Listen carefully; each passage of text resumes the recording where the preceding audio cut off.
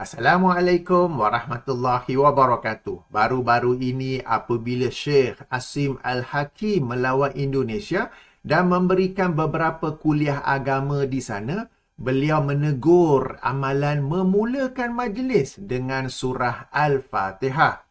Perkara ini tidak khusus di Indonesia tetapi meluas juga di Malaysia. Sebahagian kita juga biasa memulakan atau menutup sesuatu majlis mahupun doa dengan membaca surah Al-Fatihah. Bahkan ada cara menyebutnya, ya, Al-Fatihah.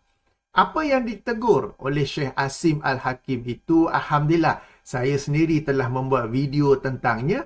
Dipersilakan merujuk ke sana bagi sesiapa yang tertinggal kapal terbang sehingga tak tahu apa cerita ni, ya. Maka seperti yang dijangkakan akan ada yang bangun membela amalan membaca surah Al-Fatihah sebagai pembuka atau penutup sesuatu majlis mahupun doa. Antaranya ialah dua tokoh terkemuka Indonesia, iaitu Buya Yahya dan Ustaz Abdul Somad. Ayuh kita tonton apa yang mereka perhujahkan, kemudian saya berikan ulasan dan react. Sebelum itu, seperti biasa, minta para penonton yang dirahmati Allah sekalian agar menjaga adab dan akhlak apabila meninggalkan komen. Ayuh kita jadikan video ini sebagai perbincangan ilmiah bagi menambah ilmu dan kematangan, bukan pula selainnya. Apatah lagi dalam video ini saya mengulas kenyataan dua tokoh dari Indonesia, maka janganlah pula dipukul sama rata bahawa kononnya semua tokoh agamawan, kiai, buya dan ustaz di Indonesia adalah sekian-sekian. Hendaklah kita bersikap adil sebagaimana yang ditekankan oleh ayat ke-8 surah Al-Ma'idah. Baik. Yang pertama, ayuh kita dengar apa yang diperkatakan, diperhujahkan oleh Buya Yahya. Terima kasih diucapkan kepada Al-Bahjah TV. Link asal dalam kotak description. Ada hadis Imam Muslim meriwayatkan. Jadi kadang ada suatu ketika ada kita mendengar, ada di suatu ketika ada ustaz. Apa-apaan dikit-dikit Al-Fatihah. Kenapa ada Al-Baqarah sama Ali Imran? Karena ada Ali Imran. Al-Fatihah. Al-Fatihah. Doa tiba-tiba Al-Fatihah. Dengan bahasa mengejek. Innalillah. Subhanallah. Jadi jangan biasa begitu. Itu menunjukkan bahwasanya dia bukan orang alim dong. Orang alim gak akan merendahkan begitu dong. Siapapun dia. Bertanya dulu kenapa membaca surah Al-Fatihah. Tanya yang melakukannya. Kenapa Anda melakukan itu? Ada hadis Ibrahim Muslim, ceritanya malaikat. Ada malaikat dibukakan langit, malaikat turun lalu memberi kabar kepada Nabi Muhammad, absyir binuraini utitahuma lam yu'ta ahadun min qablik. Hai Muhammad, bergembiralah dengan dua cahaya yang tidak pernah diberikan kecuali kepadamu. Nabi diberi kabar gembira ada dua cahaya yang diberikan oleh Allah kepada beliau yang tidak pernah diberikan kepada orang lain. Nabi mahuma, apa itu cahaya yang gak itu? Dijawab oleh malaikat, khawatimul baqarati, pungkasan surat Al-Baqarah, wa fatihatul kitab, dan surat Al-Fatihah. Ma qara'ta harfan minha, kamu tidak akan membaca satu pun illa wa utita. Kamu tidak membaca satu huruf kecuali dikabul. Bukan berarti satu huruf beneran, misalnya ya membaca. Bahkan kalau seandainya satu huruf, cuman baca satu huruf, gimana caranya? Ini menunjukkan keutamaan Fatihah adalah di saat Anda ingin berdoa. Sertakan Fatihah agar doa Anda dikabul. Makanya setelah doa tiba-tiba Al-Fatihah. Itu hadis Muslim. Ya mungkin dia tidak kelewat. Mau jangan mencaci deh. Suruh bertanya dulu. Kalau Anda tidak mau lakukan, permasalahan sebeda. Ya jangan dipercaya orang-orang seperti itu. Terserah, saya tidak tahu siapa orangnya. Karena apa? Itu membuat kegaduhan dong dalam negeri ini. Orang Indonesia barangkali. Orang Indonesia ya nggak seperti itu. Ada itu hadis Muslim. Terus apa maknanya? Kamu tidak membaca satu huruf kecuali dikabul. Berarti kan kita dianjurkan membaca surat Al-Fatihah atau khawatim Baqarah amanah Rasul tuh. Makanya dalam kita kan ada kirim doa-doa selalu amanah Rasul bima unzila ilaihi min rabbika, kan ada Al-Fatihah. Jadi semoga dikabul hajat begini. Al-Fatihah. Sah dong. Kalau tidak, tunjukkan caranya bagaimana mengamalkan hadis itu. Ayo. Caranya ya sudah, kita memohon doa lalu membaca Al-Fatihah, akan begitu. Semoga panjang rezeki, panjang umur, dapat jodoh, yang menolak jodoh ini Al-Fatihah. Saya pengen ulama itu yang betul-betul punya wawasan. Jangan bikin gaduh di masyarakat. Mungkin kalau dilacak belajarnya pasti kurang. Karena apa? Ilmu itu gampang. Bisa ketahuan, mungkin pendidikannya di mana. Baik, kita sudah pun mendengarnya. Hadis yang dikemukakan sebagai dalil oleh Buya Yahya adalah hadis yang sahih. Sila rujuk Sahih Muslim, hadis nombor 1339 atau penomboran lain hadis nombor 806. Hanya, apa yang dibacakan oleh Buya Yahya sedikit kurang tepat, tetapi ini tidak mengapa, bahkan dimaafkan kerana beliau membacanya dari hafalan. Akan tetapi, walau bagaimanapun, namun begitu, kemaafan tidak dapat diberikan kepada Ustaz Abdul Somad. Ini kerana Ustaz membacakan hadis yang sama dalam suasana telah bersedia untuk membacanya dan beliau merujuk kepada sesuatu, mungkin handphone atau iPad ketika membacanya. Nanti dalam rakaman kita boleh lihat, tuan-tuan dan puan-puan boleh lihat, beliau sedang membaca daripada satu rujukan. Beliau memang membacanya secara tepat, kecuali di akhir lafaz hadis. Berlaku kesalahan yang sukar untuk dikatakan ia adalah sesuatu yang tidak disengajakan. Apatah lagi Ustaz adalah seorang yang mahir berbahasa Arab dan beliau dapat membezakan kesalahan yang tidak mengubah maksud hadis dan kesalahan yang mengubah maksud hadis. Baik. Sekarang saya akan mainkan video terbabit. Terima kasih diucapkan kepada Hi Guys Official. Pada waktu yang sama, saya akan paparkan di skrin teks Arab hadis. Perhatikan apa yang saya gariskan warna merah. Ingat bahawa yang diturunkan daripada langit, yang diturunkan dari langit ada dua. Pertama surah Al-Fatihah dan kedua ayat-ayat akhir surah Al-Baqarah. Perhatikan bahawa sejak awal Ustaz menyebut huma dengan betul bermaksud dua. Akan tetapi pada kali yang terakhir, yang saya gariskan merah dua kali, Ustaz sebut minha dan bukan lagi min huma. Minha bermaksud daripadanya, bermaksud satu atau salah satu daripadanya. Teks asal ialah min huma, bermaksud kedua-duanya. Okey? Kemudian perhatikan pula apa yang saya gariskan warna biru. Terjemahan yang betul ialah kamu akan diberikan. Sementara Ustaz telah menterjemahkannya sebagai maka Allah Subhanahu Wa Taala akan mengabulkan segala hajat-hajat kamu. Okey, beza sebenarnya. Ayuh kita semak video Ustaz dan beri perhatian apa yang saya gariskan merah dan biru serta bandingkan dengan terjemahan Ustaz. Ya? Perhatikan juga bahawa Ustaz membaca hadis daripada satu rujukan dan ia bukanlah daripada hafalannya. Jika dari hafalan, ia mungkin boleh tersilap. Tetapi jika dari rujukan oleh orang yang pandai, pakar bahasa Arab, susah untuk dikatakan tersilap. Assalamualaikum Ustaz. Waalaikumsalam warahmatullahi wabarakatuh. Ustaz, boleh tak kita ketika memulai sesuatu Ustaz, contoh kita sebelum kita memulai ini, mari kita mengucapkan Al-Fatihah. Atau juga banyak kalimat-kalimat pekerjaan-pekerjaan kemudian nak mulai dengan Al-Fatihah gitu. Macam mana tu hukum Ustaz? Boleh tak Ustaz? Ini bin Abbasin dari Abdullah bin Abbas radhiyallahu anhu. Qala, dia berkata, bainama Jibrilu qa'idun, ketika malaikat Jibril datang dan duduk indan Nabi SAW, duduk dia di samping Nabi SAW. Sami'a naqidan min fawqihi, terdengar suara gemuruh dari atas. Farafa'a ra'sahu, lalu kemudian dia mengangkat kepalanya. Faqala hadza babun minas sama', ini adalah pintu langit. Futihal yaum, hari ini pintu langit dibukakan.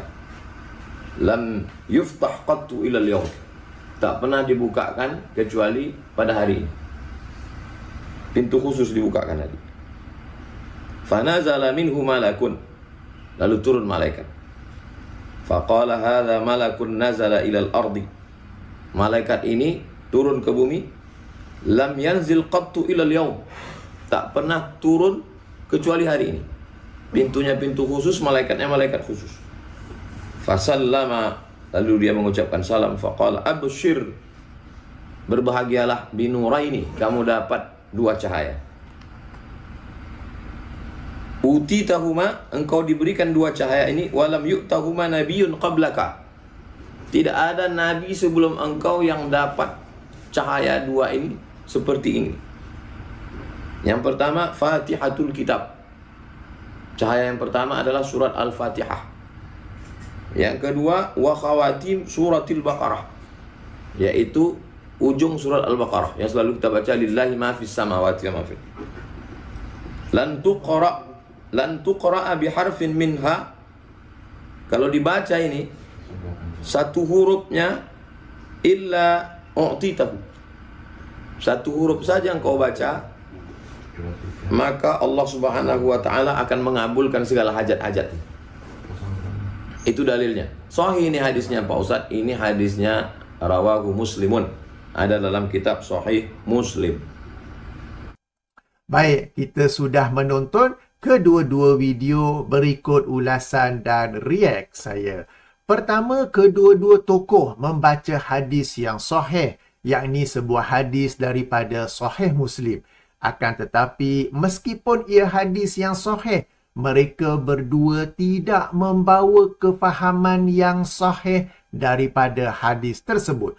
Bahkan tidak berlebihan jika saya katakan bahawa mereka telah memaksa satu kefahaman yang berlainan daripada kefahaman asal hadis terbabit.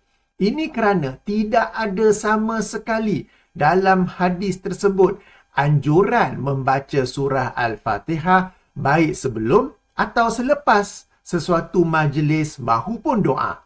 Tidak ada dalam hadis tersebut sesuatu anjuran umpama sesiapa yang membaca surah Al-Fatihah dan kemudian berdoa meminta sesuatu, nescaya akan diberikan kepadanya. Tak ada, ya? Tak ada juga dalam hadis tersebut sesuatu umpama sesiapa yang berdoa lalu menutupi doanya dengan surah Al-Fatihah, nescaya akan diberikan kepadanya. Tak ada, ya? Jadi, bagaimana mungkin hadis terbabit dijadikan dalil membaca Al-Fatihah baik sebelum atau selepas berdoa? Okey, ulasan kedua. Apa yang ditegur oleh Syekh Asim Al-Hakim ialah amalan memulakan sesuatu majlis dengan membaca Al-Fatihah. Baik, katakanlah, saya ulangi, ya, katakanlah hadis Sahih Muslim tersebut memang dalil yang tepat bagi menganjurkan bacaan surah Al-Fatihah sebelum berdoa. Maka, di manakah dalil memulakan majlis ilmu dengan Al-Fatihah atau memulakan apa-apa event, urusan atau perbuatan dengan Al-Fatihah? Yang ditegur oleh Syekh Asim ialah memulakan majlis dengan Al-Fatihah, bukannya memulakan doa dengan Al-Fatihah. Tapi tak apa, sebab bila video tu telah berkembang, memang kami para pencinta sunnah, para pendokong sunnah berkata, memulakan majlis, memulakan event, memulakan doa dengan Al-Fatihah adalah sesuatu yang baharu, yang tidak diajar mahupun dianjurkan mahupun dipraktikkan oleh Rasulullah SAW, para sahabat dan generasi salafus soleh. Okey, kegagalan mengemukakan dalil membaca Al-Fatihah sebelum memulakan apa-apa majlis, event, urusan dan sebagainya secara tersendirinya menunjukkan ia adalah perbuatan bid'ah. Kegagalan mereka untuk mengemukakan dalil, sebab dalil yang mereka kemukakan seandainya itulah maksud hadis tersebut, ia hanya merujuk pada doa, bukannya merujuk kepada memulakan sesuatu majlis, event atau urusan dengan Al-Fatihah. Okey, ulasan ketiga. Baik, jadi apakah maksud sebenar hadis Sahih Muslim yang dibacakan oleh Buya Yahya dan Ustaz Abdul Somad? Sebenarnya hadis terbabit adalah sebuah hadis yang masyhur yang dikenali semua bagi menerangkan keutamaan dan fadilat surah Al-Fatihah dan ayat-ayat akhir surah Al-Baqarah. Dalam beberapa hadis lain, antaranya sila rujuk Sahih Muslim, hadis berikutnya. Hadis seterusnya, ia adalah 2 ayat terakhir surah Al-Baqarah, yang ini ayat 285 dan 286. Saya yakin ramai yang sudah menghafalnya, ya, iaitu ayat yang bermula dengan Amanar rasulu bima unzila ilaihi min rabbihi wal mu'minun kullun amana billahi wa malaikatihi wa kutubihi wa rusulih la nufarriqu baina ahadim min rusulih wa qalu sami'na wa ata'na ghufranaka rabbana wa ilaikal masir. Ayat 286 pula, la yukallifullahu nafsan illa wus'aha laha ma kasabat wa 'alaiha maktasabat rabbana la tu'akhizna in nasina aw akhtana rabbana wa la tahmil 'alaina isran kama hamaltahu 'alal ladzina min qablina rabbana wa la tuhammilna ma la taqata lana bih wa'fu anna waghfir lana warhamna anta maulana fansurna 'alal qaumil kafirin. Baik, apakah yang dimaksudkan dengan sabda Rasulullah sallallahu alaihi wasallam di hujung hadis sebagai kamu akan diberikan? Ada 2 tafsiran, ya. Tafsiran pertama ialah kamu akan diberikan ganjaran pahala. Petunjuk kepada tafsiran pertama ini ialah sabda Rasulullah sallallahu alaihi wasallam sebelum itu, lan taqra'u biharfin min huma.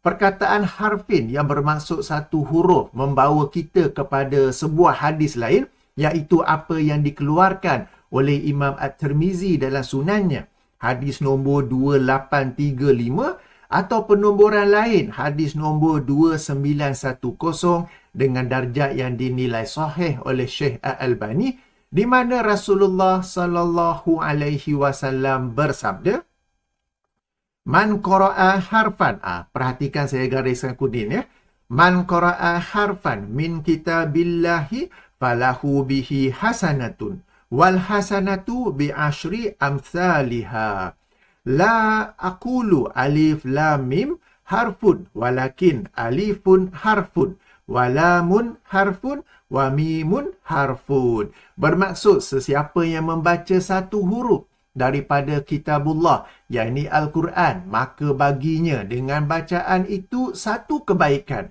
dan satu kebaikan itu digandakan 10 kali. Aku tidak maksudkan alif lam mim sebagai satu huruf, akan tetapi alif adalah satu huruf, lam adalah satu huruf, dan mim adalah satu huruf. Okey.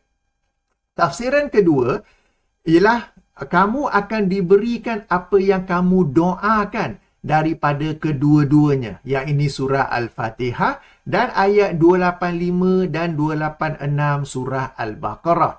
Akan dimakbulkan apa yang kamu doakan daripada kedua-duanya, yang ini surah Al-Fatihah dan ayat 285, 286 surah Al-Baqarah. Dalam erti kata lain, ia bermaksud sesiapa yang bersungguh-sungguh membaca Al-Fatihah dan 2 ayat terakhir Al-Baqarah, perkataan demi perkataan, word by word, maka akan dimakbulkan, akan diberikan untuknya apa yang dia doakan, apa yang dia bacakan daripada kedua-duanya. Okey, petunjuk bagi tafsiran kedua ini adalah kedua-dua tu, bukankah ia adalah doa? Betul atau tidak? Surah Al-Fatihah adalah doa. Sebab itu, selepas membaca Al-Fatihah, kita sebut amin kerana surah Al-Fatihah itu sendiri adalah doa. Okey, dalam 2 ayat terakhir surah Al-Baqarah juga, terkandung doa. Betul atau tidak? Macam ayat 285 di hujungnya tu. Ghufranaka Rabbana wa ilaikal masir. Itu adalah doa. Kalau kita rujuk ayat 286 surah Al-Baqarah, terkandung doa juga. Yang ini Rabbana la tu'akhizna in nasina aw akhtana, sehingga akhir ayat sebagaimana yang saya bacakan tadi. Maka apabila dibaca kedua-duanya, akan diberikan atau dimakbulkan kepada pembacanya. Yang diberikan atau dimakbulkan bukanlah doa-doa lain, tetapi doa yang terkandung dalam surah Al-Fatihah dan 2 ayat terakhir surah Al-Baqarah itu sendiri. Inilah 2 tafsiran atau 2 kefahaman yang sahih daripada hadis Sahih Muslim yang dibacakan oleh Buya Yahya dan Ustaz Abdul Somad itu. Ia bukanlah tafsiran yang dipaksa-paksa, tetapi tafsiran yang disokong oleh hadis lain dan berdasarkan hakikat bahawa surah Al-Fatihah dan 2 ayat terakhir surah Al-Baqarah adalah doa dengan sendirinya. Okay? By itself, it is a supplication. Okey, kembali kepada video Buya Yahya dan Ustaz Abdul Somad. Inilah yang pernah saya katakan beberapa kali sebelum ini. Buat bida'ah dulu. Kemudian apabila dikritik, baru dicari-cari dalil bagi menjustifikasikan amalan bida'ah tersebut. Buya Yahya membacakan hadis yang sahih, tetapi dengan kefahaman yang salah. Hadis terbabit tidak menganjurkan membaca Al-Fatihah baik sebelum atau selepas berdoa. Bahkan hadis terbabit juga tidak menganjurkan membaca Al-Fatihah sebelum memulakan majlis, event atau apa-apa lain. Kemudian, sayang sekali, berdasarkan kefahaman yang salah itu, Buya Yahya kelihatannya seolah-olah merendah-rendahkan orang yang mengkritik memulakan doa dan majlis dengan Al-Fatihah. Ustaz Abdul Somad juga membacakan hadis yang sahih, tetapi lagi parah. Beliau bukan sahaja membawa kefahaman yang salah, bukan sahaja membawa kefahaman yang salah, tetapi dengan terjemahan yang salah. Ustaz Abdul Somad ini bukan calang-calang orang ya. Tak silap saya, beliau berpangkat profesor dan sangat pakar dalam bahasa Arab. Dan beliau membaca hadis terbabit dengan rujukan, bukan dengan hafalan. Namun oleh kerana mahu membela membaca amalan Al-Fatihah sahaja, baik sebelum atau selepas berdoa, maka lafaz minhuma dibacanya sebagai minha supaya dapat digunakan untuk merujuk kepada surah Al-Fatihah sahaja.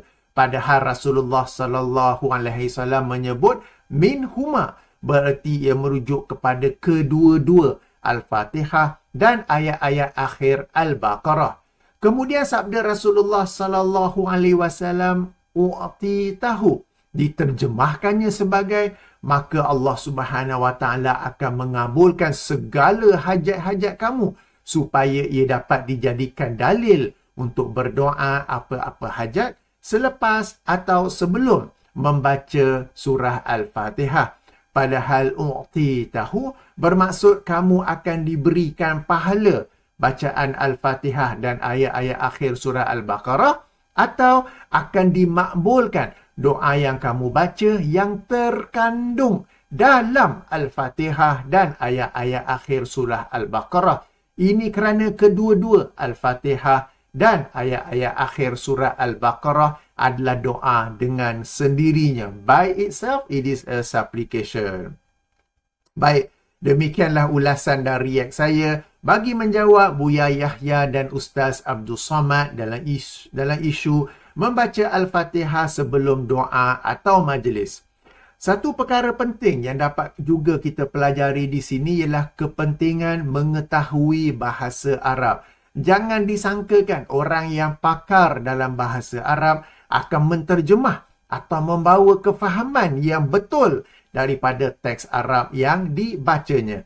Kita kena semak sendiri. Dan perkara seperti ini pernah juga beberapa kali saya dedahkan, saya bongkarkan dari kalangan agamawan di Malaysia juga. Mereka juga membaca hadis yang sahih tetapi dengan kefahaman yang berbeza daripada teks hadis tersebut. Justru bagi yang tidak tahu bahasa Arab, jadikanlah video ini sebagai pencetus untuk anda mula belajar bahasa Arab. Baiklah, saya tutupi dengan subhanakallahumma wa bihamdika asyhadu an la ilaha illa anta astaghfiruka wa atubu ilaika. Assalamualaikum warahmatullahi wabarakatuh.